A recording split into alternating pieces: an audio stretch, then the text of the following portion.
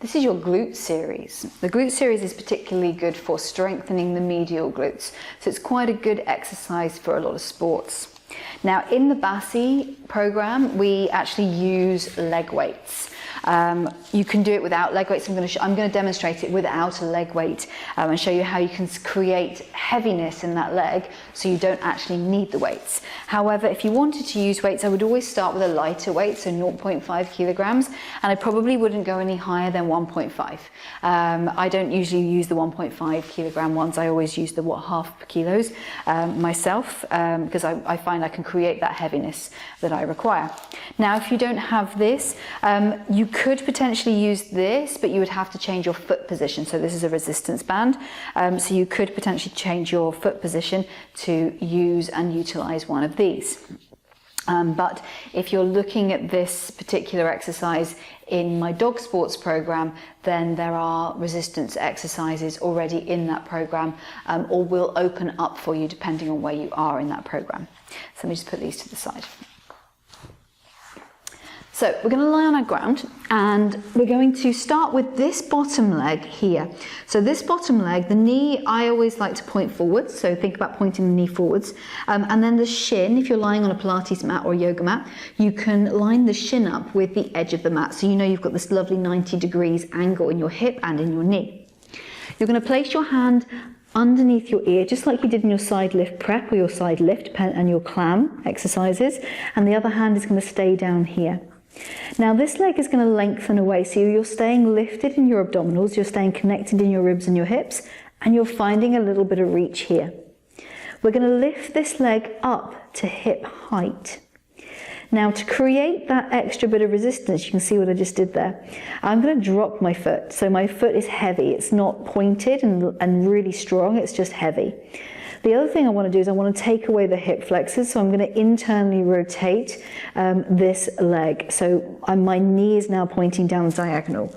The important point is here that when we lift this leg up, a lot of people open up into external rotation and then bring it back down again, so it looks like this. Now we want to keep that knee pointing down because we want to just specifically target the medial glutes for this particular series.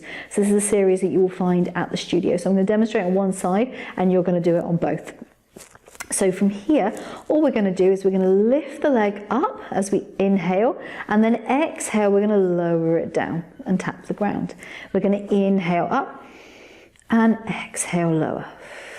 And you should feel this around here. So it's all around this part of the body. This is the abductors. So we're abducting the leg away from the central line of the body, and then we're lowering it down again. And these guys fatigue pretty quickly. You might have already found that in your clam exercises. So it's another great exercise to add to your clam particular exercise there. So now we're going to do this about 8 times, or however many you feel like you can cope with initially, and then bring it to hip height. So we're going to keep it now at hip height. Now we're going to do forwards with lifts. So we're going to bring that leg forwards, and then keeping it at that height, we're now going to lift it up, return it back to that height, and then slice that leg back along.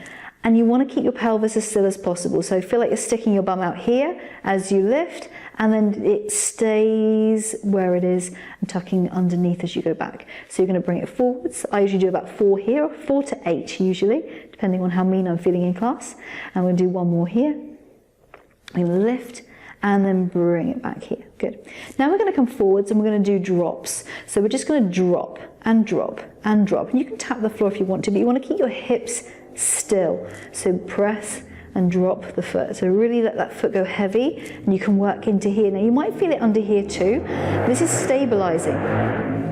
So this is stabilizing your body as you do this exercise. So this is dynamically strengthening, and this is stabilizing on the ground here. And then you do 10, 9, 8, 7, 6, 5, 4, 3, 2, 1. Bring it back to hip height. Don't let it drop. Lengthen it away from you and lower it down to the ground. Bend your knees in. Give your bum a really good rub. Just sort of like maybe even a bit of a slap. It sometimes feels better. And then you're going to do all of that again on side 2.